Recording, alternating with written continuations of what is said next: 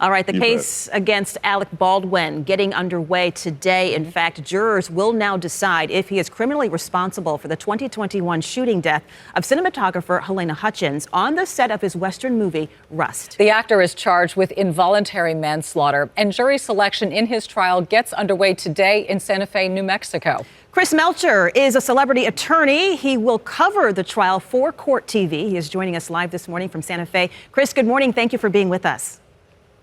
Glad to be here. You know, yesterday we heard the judge ruled that Baldwin's role as a producer of this film is not relevant to the criminal case.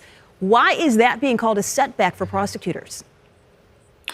Well, when Alec Baldwin handled this gun, and it was a real gun and pointed it at two people, he was in a dual role. He was not only an actor, but he was also a co-producer of this film. And under industry guidelines, it's the producer who is ultimately responsible for the safety on the set. And they delegate down to the prop master and the armorer the responsibility for the safe handling of firearms. So, and he was not just a producer in name only. He was shown to have exercised some authority on that set and kind of bossing people around. But the court felt that it would be confusing to the jury to hear about that evidence, so it limited the evidence to his duty as an actor in handling the gun. Interesting. Chris, as you know, the judge did clear the way for firearms experts to testify for the prosecution about Baldwin's handling of the gun. Let's first listen to what the actor said to ABC News just a few weeks after the shooting, and then we'll respond. It wasn't in the script for the trigger to be pulled. Well, the trigger wasn't pulled. I didn't pull the trigger. So you never pulled the trigger? No. I would never point a gun at anyone and pull a trigger at them, never. Now, FBI forensic experts have reported that the gun could not have fired without the pulling of the trigger. So how key is this to the case? Well, it's important, I think, more to Alec's conscience, because he can't really accept the fact that, he was responsible. But he did have possession of that gun without checking it, without anyone checking it for him. He pointed it at two people, and the gun went off. And, the gun's a machine. It doesn't go off, spontaneously.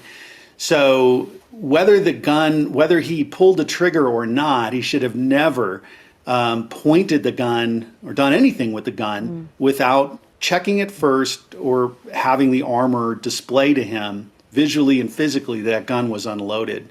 So to me, the finger on the trigger thing is not as important as the fact that he didn't check that the gun was safe, and that's a cardinal rule of gun safety.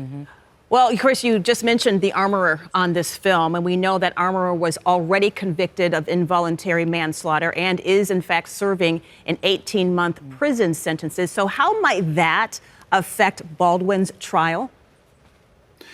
Well, Alec takes a substantial risk that he would get a similar sentence if he were convicted. Now, the reporting is that he was offered a probationary sentence, as David Halls, the first assistant director, who is also responsible here, got probation. But Alec did not accept that deal. And I think his responsibility is different than the armorer.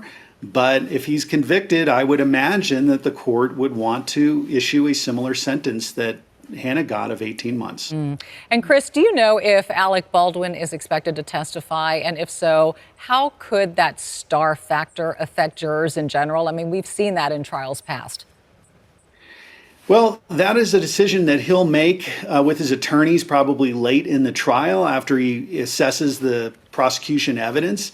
And I do think that he's well-spoken, that there will be a star effect, and that he's clearly damaged and distressed by what happened.